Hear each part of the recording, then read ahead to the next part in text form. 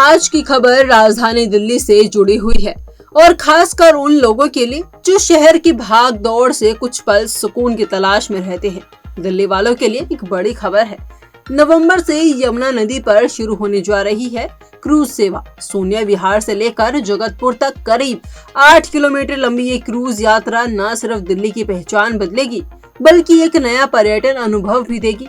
क्या होगी इस क्रूज की खासियत, कितनी दूरी तय करेगी और क्या होंगी टिकट दरें? आपको बता दें कि दिल्ली सरकार अब यमुना को सिर्फ एक नदी के रूप में नहीं बल्कि एक स्मार्ट टूरिज्म कॉरिडोर के रूप में विकसित करने जा रही है।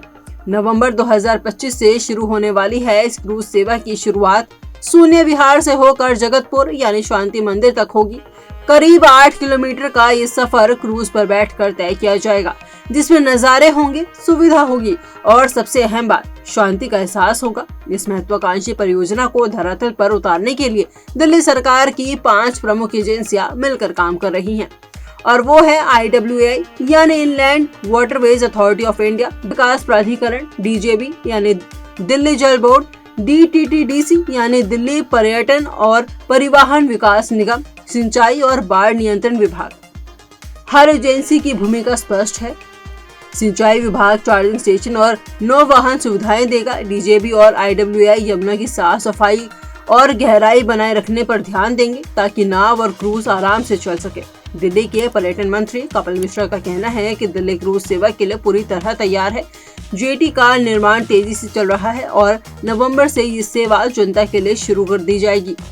दिल्ली वासियों को जल्द ही यमुना पर क्रूज की सवारी का अनुभव मिलेगा। इस प्रोजेक्ट की शुरुआत में 2 क्रूज बोट्स चलाने की योजना है। प्रत्येक क्रूज में यात्रियों के लिए बायो टॉयलेट, घोषणा प्रणाली यानी PA सिस्टम और सुरक्षा के लिए लाइफ जैकेट्स जैसी आधुनिक सुविधाएं होंगी। यात्रियों की संख्या, उनकी प्रतिक्रिया और उपयोगिता के आधार पर भविष्य में क्रूज की संख्या बढ़ाई जा सकती है। टिकट दरों को लेकर फिलहाल कोई अंतिम फैसला नहीं हुआ है, लेकिन अधिकारियों के अनुसार इसे आम लोगों के लिए पहुंच में रखने का प्रयास किया जाएगा। यमुना क्रूज सेवा राजधानी के लिए सिर्फ एक पर्यटन गतिविधि नहीं होगी बल्कि ये एक सांस्कृतिक और पर्यावरणीय संदेश भी लेकर आएगी। इससे जहां यमुना के घाटों पर साफ सफाई और सौंदर्यीकरण को बढ़ावा मिलेगा, वहीं लोग यमुना को एक और नए नजरिए से भी देख पाएंगे। सर्दियों में जब दिल्ली में विदेशी पर्यटक और दूसरे राज्यों के लोग राजधानी घूमने आते हैं, तब ये क्रूज एक प्रमुख आकर्षण बन सकता है। ये सेवा साल भर चलेगी, लेकिन मॉनसून के दौरान कुछ हफ्तों के लिए बंद रहेगी। जब जलस्तर और बहाव अधिक होता है, गर्मियों में भी यात्रियों को आकर्षित करने के लिए एयर कूल क्रूज, छायादार बैठने की व्यवस्था और हल्का म्यूजिक अनुभव देने की योजना है।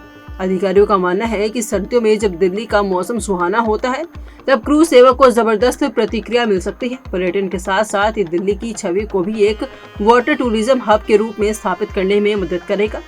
तो तैयार हो जाइए नवंबर से यमुना की लहरों पर एक नई दिल्ली को देखने के लिए, जहां शहरीकरण के बीच प्रकृति, पर्यटन और पर्यावरण का एक सुंदर संगम होगा। यमुना क्रूज सेवा के जरिए ये न केवल दिल्ली वासियों के लिए एक नया अनुभव होगा बल्कि आने वाले समय में ये देश के अन्य शहरों के लिए भी एक मॉडल प्रोजेक्ट बन सकता है।